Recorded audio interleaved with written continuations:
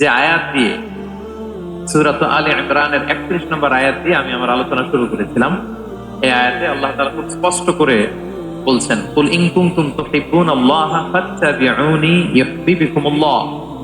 হে নবী, আপনি বলে দিন যে ওহে আমার উম্মতেরা, যদি তোমরা আল্লাহকে ভালোবাসতে চাও তাহলে ফাত্তাবিউনি, আমি নবীর অনুসরণ করো, তাহলে ইউহিব্বুকুমুল্লাহ, আল্লাহ তাআলা স্বয়ং তোমাদেরকে ভালোবাসতে শুরু করে দিবেন। বিশ্বনবীর ভালোবাসা ছাড়া, বিশ্বনবীকে অনুসরণ করা ছাড়া আল্লাহর ভালোবাসা কঠিনকালেও পাওয়া যাবে। কাজী নজরুল ইসলাম চমৎকার করে ওনার কবিতায় লিখেছেন, আল্লাহকে যে পাইতে চায় হাজরাতের অনুসরণে, আরশ কুরসি লৌহ কালাম না চাইতে পেয়েছে সে।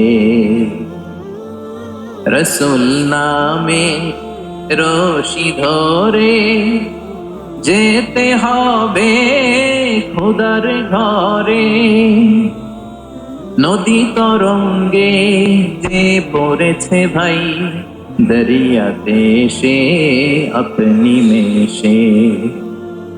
হাজরাতের অনুসরণে আরশ কুরসি লৌহ কালাম না চাইতে পেয়েছে সে। সুবহানাল্লাহ। রাসূল সাল্লাল্লাহু আলাইহি ওয়াসাল্লামের অনুসরণের মধ্য দিয়ে আল্লাহ তাআলার ভালোবাসাটা অর্জন করতে হবে। এর বাইরে যে আল্লাহ তাআলার ভালোবাসা কঠিন কালেও পাওয়া যাবে না। এবং রাসূল সাল্লাল্লাহু আলাইহি ওয়াসাল্লাম ঠিক যতটুকু করেছেন ঠিক অতটুকুই করতে হবে, এর চেয়ে বেশি করা যাবে না। রাসূল সাল্লাল্লাহু আলাইহি ওয়াসাল্লামের চাইতে কি বেশি মুত্তাকি হওয়া সম্ভব? সবাই বলেন নাই। রাসূল সাল্লাল্লাহু আলাইহি ওয়াসাল্লামের চাইতে বেশি বুজুর্গ হওয়া সম্ভব? ওনার চাইতে বেশি আল্লাহওয়ালা হওয়া সম্ভব? ওনার চাইতে বেশি আল্লাহ তাআলার কাছে প্রিয় ব্যক্তিত্ব হওয়া সম্ভব? অসম্ভব। রাসূল সাল্লাল্লাহু আলাইহি ওয়াসাল্লামের সময়কালে কিছু সাহাবারা রাসূল সাল্লাল্লাহু আলাইহি ওয়াসাল্লামের স্ত্রীদের কাছে জানতে চেয়েছিল যে উম্মুল মুমিনিন, আপনারা বলুন যে রাসূল সাল্লাল্লাহু আলাইহি ওয়াসাল্লামের আমল কেমন ছিল? আমরা তো মসজিদে দেখি, বাইরে দেখি, ঘরে ওনার আমল কেমন আমাদের জানতে বড্ড মনে চায়। তো রাসূল সাল্লাল্লাহু আলাইহি ওয়াসাল্লামের স্ত্রীরা বললেন যে উনি এমন এমন আমল করেন, এইভাবে নফল রোজা রাখেন, শেষ রাতে তাহাজ্জুদ করেন, এইভাবে তাসবিহ পড়েন, কোরআন তেলাওয়াত করেন, জিকির করেন। হাদিসে এসেছে যে কাআন্নাহুম তাকাল্লুহা, তাদের কাছে এটা কেমন যেন কম মনে হইল। তারা একটা বড় এক্সপেকটেশন নিয়ে আসছিল, বিশাল একটা। রাসূল সাল্লাল্লাহু আলাইহি ওয়াসাল্লাম সব নবীদের নবী, না জানে কি আমল করে ঘরের ভিতরে। কিন্তু যখন রাসূল সাল্লাল্লাহু আলাইহি ওয়াসাল্লাম স্ত্রীদের কাছে শুনলো এই আমল তিনি করেন ঘরের ভিতরে, ওনারা হতাশ। ভাবছিলাম এত এত আমল করে, এই মাত্র এরকম আমল করে, এগুলো তো আমরাও করি। কাআন্নাহুম তাকাল্লুহা, হাদিসে এসেছে ওনাদের কাছে এটা খুব কম মনে হইলো। তো তারা একে অপরকে বলতে লাগলো যে এর কারণ হচ্ছে কদ গুফিরা লাহু মা তাকাদ্দামা মিন যামবিহি ওয়া মা তাআখার। আল্লাহ তাআলা তো রাসূল সাল্লাল্লাহু আলাইহি ওয়াসাল্লামের আগের পরের সব গুনাহ মাফ করে দিয়েছেন। ওনার তো আদতে কোনো গুনাহই নেই, কিন্তু আল্লাহ তাআলার ঘোষণা হচ্ছে নবী হে, আপনার আগের পরের সব গুনাহ মাফ করে দিলাম। তো সাহাবারা বলতেছেন এর কারণ হচ্ছে ওনার কোনো গুনাহই নেই, সব মাফ, এজন্য ওনার কম করলেও হয়, আমাদের তো এত কম করলে চলবে না। কথা বুঝতে পেরেছেন? বললো যে না, আমাদের তো আমল বাড়াইতে হবে। কি করতে হবে? একজন বলল আমি সারা রাত নামাজ পড়বো, আমি আর ঘুমাবো না। এখন থেকে সারা রাত কি করবো? নামাজ পড়বো, আমি আর ঘুমাবো না। আরেকজন বলল তাহলে আমি সারা বছর রোজা রাখবো, রোজা ভাঙবো না, সারা বছর টানা রোজা। একটু বেশি বেশি করতে হবে। আরেকজন বললো আমি স্ত্রীদের সাথে আর মেলামেশা করবো না, আমার স্ত্রীদের সাথে আমি আমার মতো বৈরাগ্য জীবনযাপন করবো। এই কথা যখন রাসূল সাল্লাল্লাহু আলাইহি ওয়াসাল্লাম শুনলেন, রাসূল সাল্লাল্লাহু আলাইহি ওয়াসাল্লাম ওনাদেরকে ডেকে পাঠালেন। ডেকে বললেন আনতুমুল্লাযীনা কুলতুম কাযা ওয়া কাযা, তোমরা কি এমনটা বলছো? তারা ভয়ে বলতেছে ইয়া রাসূলুল্লাহ, জি আমরা তো এরকম করে ফেলছি, বলে ফেলছি। তখন রাসূল সাল্লাল্লাহু আলাইহি ওয়াসাল্লাম বললেন ওয়াল্লাহি ইন্নী লা আখশাকুম লিল্লাহি ওয়া আতকাকুম লাহু, আল্লাহর শপথ করে বলছি আমি তোমাদের মধ্য থেকে আল্লাহকে সবচেয়ে বেশি ভয় পাই। আমি সবচেয়ে বড় মুত্তাকি, আমার চেয়ে বেশি কেউ আল্লাহকে ভয় পেতে পারে না। আমি সবচেয়ে বড় মুত্তাকি, আমি সবচেয়ে বেশি আল্লাহর প্রিয় ভাজন, আমি আল্লাহর সবচেয়ে বেশি ভয় পাই। এরপরেও আমি রাতে ঘুমাই, আবার নামাজও পড়ি, সোম বৃহস্পতিবারে রোজা রাখি, বাকি দিনগুলোতে আমি খাই। আমার তো 11 জন স্ত্রী, আমি সবার সাথে মেলামেশা করি। কই স্ত্রী মেলামেশায় রোজা রাখা না রাখায়, রাতে ঘুম এবং তাহাজ্জুদ, এই যে ব্যালেন্স করে যে আমি জীবন পরিচালনা করি, এতে আমার মোত্তাকি হইতে তো কোনো সমস্যা হয়নি। আমি শ্রেষ্ঠ নবীর এই মর্যাদা অক্ষুণ্ণ রাখতে তো আমার সমস্যা হয়নি, তোমাদের সমস্যা কোথায়? তখন তিনি একটা অসাধারণ উক্তি করেছিলেন। তিনি বলেছিলেন, ফামান রাগিবা আন সুন্নতি ফালাইসা মিন্নি, যে আমার সুন্নতকে অবজ্ঞা করে, মানে আমার যে পন্থা এটা অনুসরণ না করে অন্য কিছু যে করতে চায়, ফালাইসা মিন্নি, সে আমার দলভুক্ত নয়। আল্লাহু আকবার! কি ভারসাম্যবোধ, কি ব্যালেন্স লাইফস্টাইল, কি পরিণতি বোধ তিনি আমাদের শিখিয়েছেন। তাহলে বোঝা গেল সারা রাত ইবাদত করলেই ওইটা শ্রেষ্ঠ ইবাদত হয় না। কারণ রাসূল সাল্লাল্লাহু আলাইহি ওয়াসাল্লাম ঘুমাতেন, আবার ইবাদত করতেন, স্ত্রীদের সাথে মিলতেন, সামাজিক কাজ করতেন, মাঝে মাঝে নফল রোজা রাখতেন, মাঝে মাঝে অনেকদিন রাখতেন না। This is balance, this is Islam. এবং এর চেয়ে শ্রেষ্ঠ ইসলাম আর হতে পারে না। তার মানে বোঝা গেল রাসূল সাল্লাল্লাহু আলাইহি ওয়াসাল্লামের চাইতে যদি এক কাঠি বেশি বোঝেন আপনি, এটা ইসলাম হবে? এটা হবে বাড়াবাড়ি, ঠিক কিনা? রাসূল সাল্লাল্লাহু আলাইহি ওয়াসাল্লাম যেমনটি করেছেন ঠিক তেমনটি করার নাম ইসলাম। এবং এভাবেই আল্লাহ তাআলার ভালোবাসা পাওয়া সম্ভব, এছাড়া পাওয়া সম্ভব। তাহলে মূল আলোচনায় যাওয়ার আগে এটা হচ্ছে ইন্ট্রোডাক্টরি পয়েন্ট 1, যে আল্লাহ তাআলার ভালোবাসা পাওয়ার 1 নাম্বার শর্ত হচ্ছে রাসূল সাল্লাল্লাহু আলাইহি ওয়াসাল্লামের অনুসরণ। তার চেয়ে যদি বেশি ইবাদত করেন ওইটা ইসলাম নয়। তার চেয়ে বেশি বুজুর্গি দেখাইতে গেলে ওইটা বুজুর্গি নয়। তিনি যেমন করেছেন ঠিক তেমন করার নামই ইসলাম, এবং সেটার মাধ্যমে আল্লাহ তাআলার ভালোবাসা পাওয়া সম্ভব। এই পয়েন্টটা বুঝছেন না সবাই? আচ্ছা, ইন্ট্রোডাক্টরি পয়েন্টের 2 নাম্বার কথা হচ্ছে, আমরা কি করে বুঝবো যে আল্লাহ তাআলা আমাদের ভালোবাসেন? কিভাবে বুঝবো যে তিনি আমাদেরকে পছন্দ করেন, ভালোবাসেন? এটা বোঝার কিছু সিস্টেম আছে। 1 নম্বর সিস্টেম হচ্ছে, আপনি জাস্ট দেখুন যে আপনি নিজেকে কোন কাজে ব্যস্ত রেখেছেন। আপনি আপনাকে কোন কাজে ব্যস্ত রেখেছেন, আপনার লাইফস্টাইলের দিকে তাকান, লুক এট ইউর লাইফস্টাইল, আপনি নিজেই বুঝে যাবেন। আপনি যদি দেখেন যে না, আপনার ভালো ভালো কাজে আপনার ব্যস্ততা, আপনার এঙ্গেজমেন্ট ভালো লোকদের সাথে, আপনার সার্কেলটা ভেরি গুড সার্কেল, ভালো কাজে আপনার মন টানে, আপনি ভালো কাজ করেন, যদি আপনার কার্যক্রম এরকম হয়, তাহলে বুঝে নেবেন আল্লাহ তাআলা আপনাদেরকে ভালোবাসেন। আলহামদুলিল্লাহ।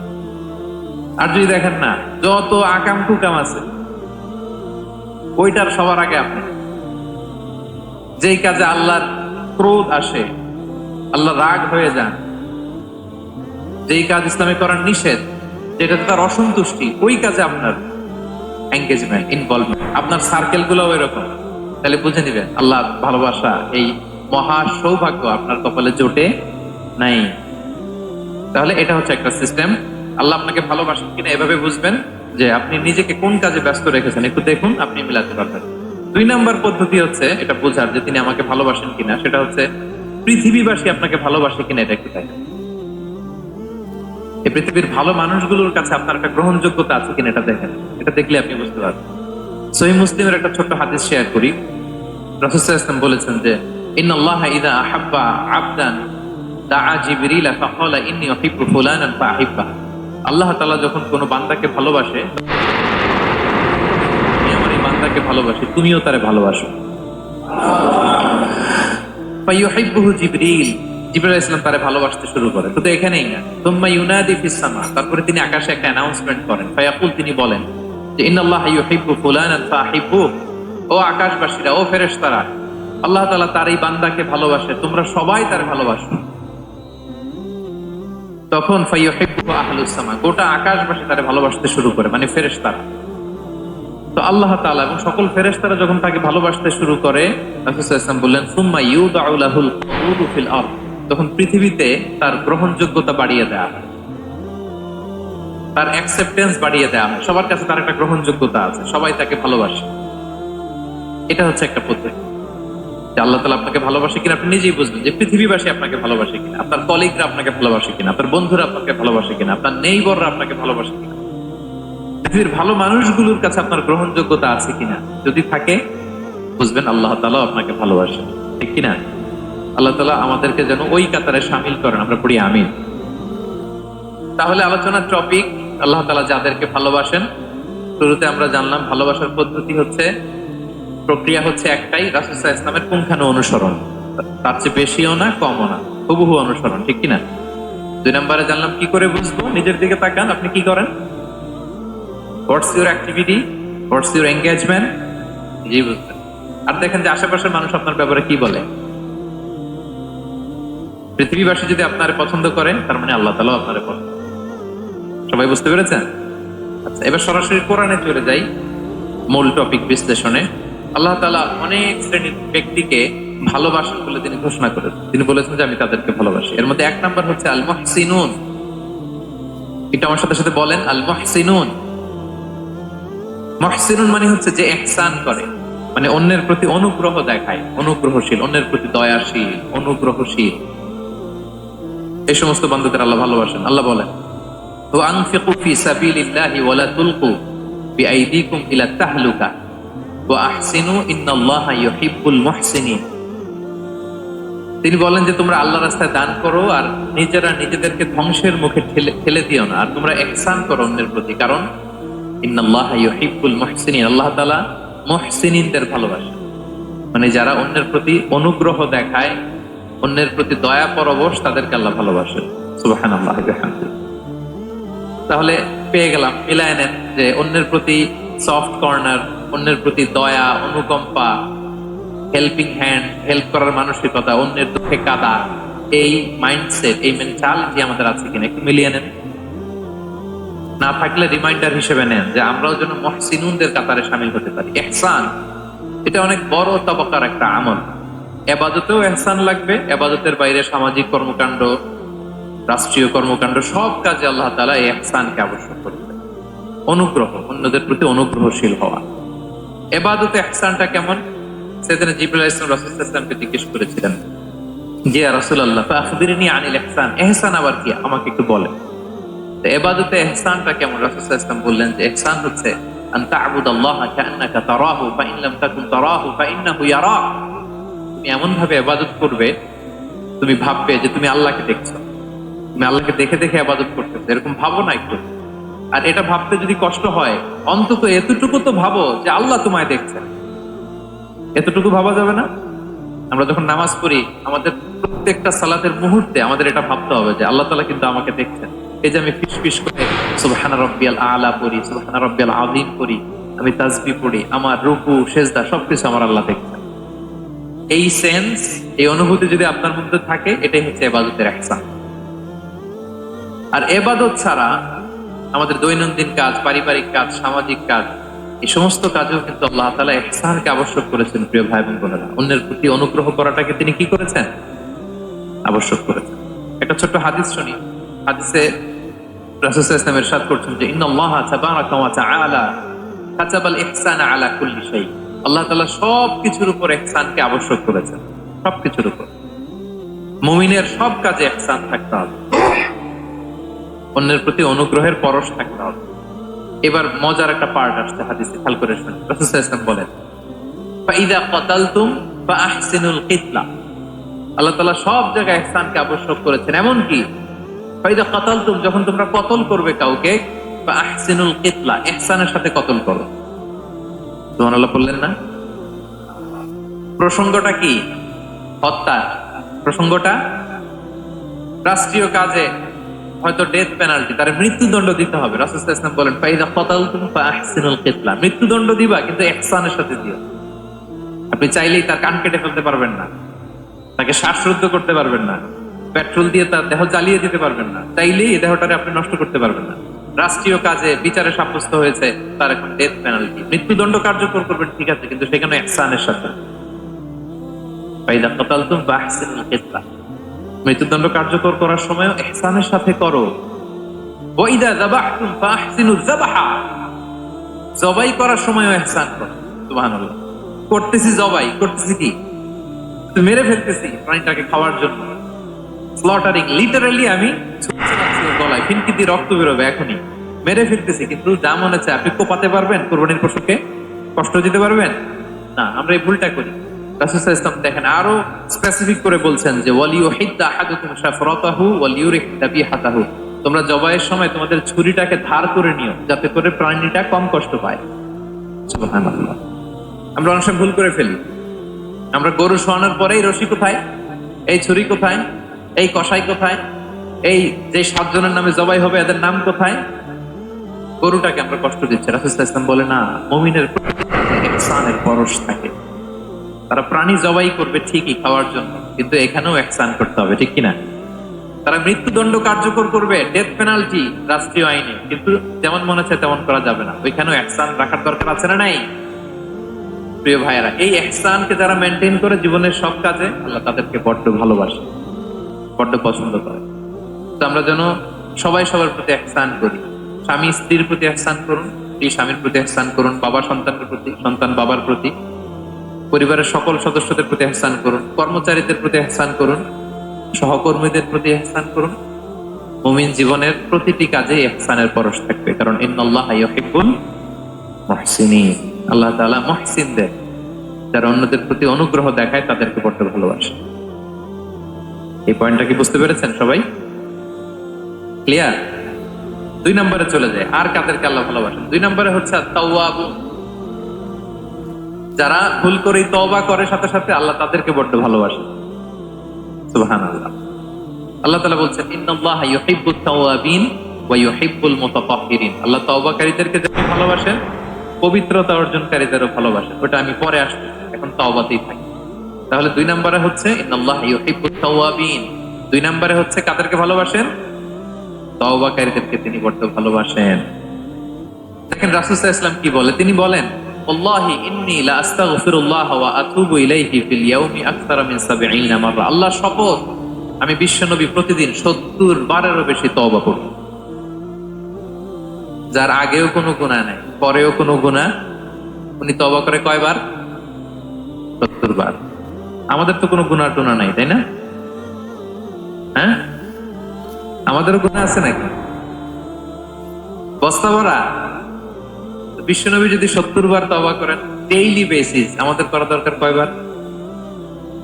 যার যার কাছে ছেড়ে দিলাম, বলেন 70,000 বার করা দরকার, ঠিক কিনা প্রিয় ভাইয়েরা? তাওবা কি? তাওবা মানে ফিরে আসা আল্লাহর কাছে। ভুল করেছি, অনুতপ্ত হয়ে আল্লাহর কাছে ফিরে আসবো, এটার নাম তাওবা। To return back to your Lord, আল্লাহর কাছে ফিরে আসবেন। এই ফিরে আসাটাকে আল্লাহ খুব পছন্দ করেন। এখানেই শয়তান আর আমাদের মধ্যে পার্থক্য। শয়তান ভুল করে করছি তো করছে, ওইটার মধ্যেই সে অটল অবিচল, ক্ষমা আর চাইনি। কিন্তু আমরা সকালে ভুল করে দুপুরে মাপ চাই, দুপুরে করে রাতে মাপ চাই, আজকে ভুল করে কালকে মাপ চাই, ঠিক কিনা? এই মাফ চাওয়াটাকে, ফিরে আসাটাকে, তার গুনাহগার বান্দা অনুতপ্ত হয়ে, রিয়েলাইজেশন হয়ে, বুঝতে পেরে ফিরে আসাটাকে তিনি বড্ড পছন্দ করেন। এজন্য ভুল আমাদের হবে প্রিয় ভাইরা।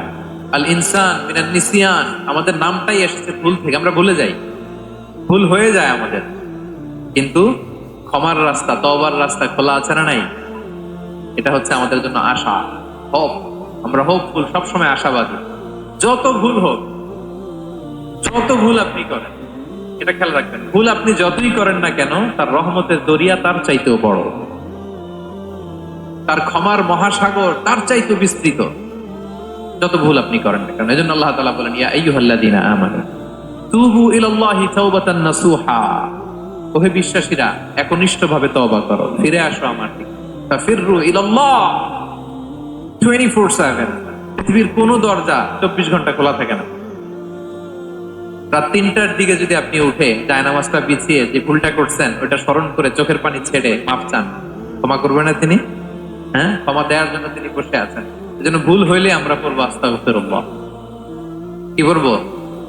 পড়েন আস্তাগফিরুল্লাহ রাব্বি মিন কুল্লি যামবি ওয়া আতুবু ইলাইহি। পড়েন আস্তাগফিরুল্লাহাল্লাযী লা ইলাহা ইল্লা হুয়াল হাইয়ুল কাইয়্যুম ওয়া আতুবু ইলাইহি। এটা পড়ে আল্লাহর কাছে ফিরে আসবেন, অনুতপ্ত হবেন। আল্লাহ ভুল করে ফেলেছে, আল্লাহ তুমি ক্ষমা করো, আল্লাহ তুমি ক্ষমা করো, আল্লাহ আমরা ভুল করে ফেলেছি। ভুল সবাই করে, কেন করে? হ্যাঁ, কুল্লু ইবনে আদম খাত্তা। বিষ্ণু বলেন তোমরা সবাই ভুলকারী, ওয়া খায়রুল খাত্তাইনা আত-তাওয়াবুন। এই ভুলকারীদের মধ্যে শ্রেষ্ঠ যে ভুল করেই তওবা করে। তওবা করতে রাজি আছেন তো? সবাই রাজি আছেন? আমার প্রিয় ভাইয়েরা, এই তওবার দৃশ্যটা দেখতে আল্লাহ বড্ড পছন্দ করে। বান্দা যখন ভুল বুঝতে পারে, মাথাটা নিচু করে চোখের পানি ছেড়ে বান্দা যখন কাঁদতে শুরু করে, এই দৃশ্যটা দেখলে আল্লাহ সহ্য করতে পারে। আল্লাহর রহমতের দরিয়ায় জোশ ফেলে যায়, বান্দা যা চায় আল্লাহ তাই দিয়ে দেয়। চোখের পানির এত বড় পাওয়া, এজন্য আমরা ভুল করে যেন অটল না থাকি, আল্লাহর কাছে যেন ক্ষমা চাই, আমরা যেন ফিরে আসি তার দরবার সবসময় খোলা। এবং তিনি এই তওবার বা ফিরে আসার দৃশ্যটা দেখতে কত পছন্দ করেন শোনেন। রাসূল সাল্লাল্লাহু আলাইহি ওয়াসাল্লাম বলেন, ওয়াল্লাযী নাফসি বিয়াদি, তার শপথ যার হাতে আমার আত্মা, লাউলাম তুযনিবু, তোমরা যদি ভুল না করতে, লা যাহাবাল্লাহু বিকুম, আল্লাহ তোমাদেরকে ধ্বংস করে দিতেন। ওয়ালা জাআ বিকওমিন, আল্লাহ এমন এক জাতি তৈরি করতেন, ইউযনিবুন, ওরা খালি ভুল করতো, ফায়াস্তাগফিরুন, আর ক্ষমা চাইতো, ফায়াগফিরুল্লাহু লাহুম, আর আল্লাহ তাদের ক্ষমা করতেন।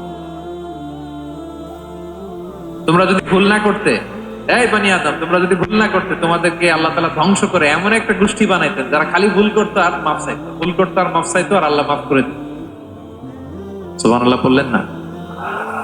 গাফিরিয যামবি ওয়া কাবিলিত তাওব, তিনি পাপ মোচন করার জন্যই তো তিনি আমার রব, তওবা কবুল করার জন্যই তো তিনি আল্লাহ সুবহানাহু ওয়া তাআলা, তিনি রব্বে কারীম, তার দয়ার কোনো শেষ নাই, তার মায়ার কোনো শেষ নাই। আমরা যখন তওবা করি, অনুতপ্ত হই, চোখের পানি ছেড়ে যখন কাঁদি, আল্লাহ যে কত খুশি হয় এটার একটা উপমা হাদিসে এসেছে, সহিহ মুসলিমের হাদিস। রাসূল সাল্লাল্লাহু আলাইহি ওয়াসাল্লাম বলেন, লাল্লাহু আশাদ্দু ফারাহান বিতাওবাতি আবদিহি হিনা ইয়াতুবু ইলাইহি, কেউ যখন তওবা করে আল্লাহ কত খুশি হয় জানো?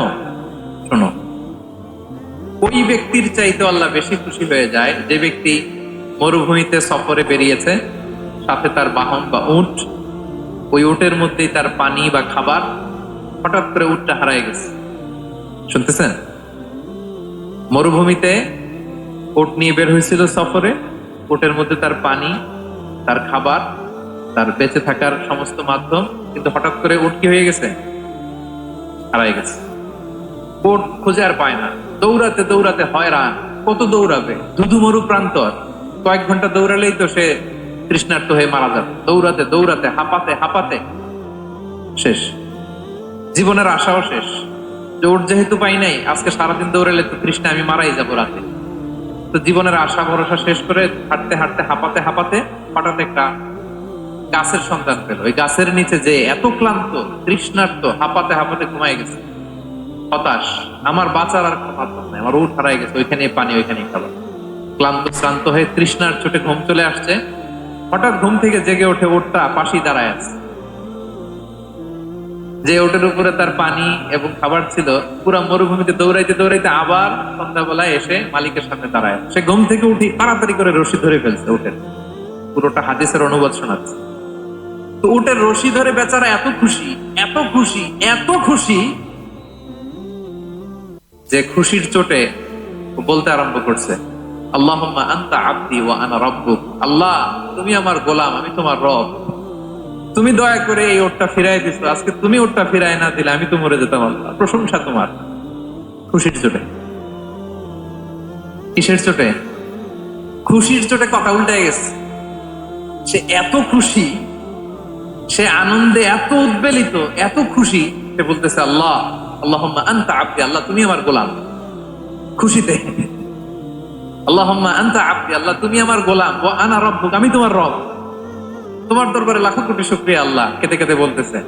তা আল্লাহ বলে, ওইরকম একটা পরিস্থিতিতে যে তার জীবনের আশা ছেড়েই দিয়েছিল, হঠাৎ করে উট ফিরে পাওয়ার পরে খুশির চোটে সে যখন আমি আল্লাহরে ওর গোলাম বানায় আর ওরে আমার রব বানায়, ওই লোকটা ওই মুহূর্তে ঠিক যত খুশি, আমার কোনো বান্দা তওবা করে যখন আমার কাছে ফিরে আসে, আমি আল্লাহ ওই বান্দার উপর তার চাইতে বেশি খুশি হয়ে যায়। আল্লাহু আশাদ্দু ফারাহা। ওই ব্যক্তি কত খুশি হইলে আল্লাহর গোলাম বানায়, কত খুশি হইলে সে সেন্স হারায় ফেলে যে আল্লাহ তুমি আমার গোলাম, আমি তোমার রব। কখন বলে? খুশিতে সে মাতোয়ারা। আল্লাহ বলে, ওই মাতোয়ারা ব্যক্তি ওই মুহূর্তে যত খুশি, আমার কোনো বান্দা ভুল করে বোঝার পরে যখন চোখের পানি ছেড়ে আমার কাছে তওবা করে, আমি আল্লাহ তার চাইতে বেশি খুশি হয়ে যা। তওবা করবেন তো? করবেন? করবেন? আল্লাহ ইউহিব্বুত তাওয়াবিন। আল্লাহ তাআলা তওবাকারীদের বড় ভালোবাসেন আমার ভাইরা।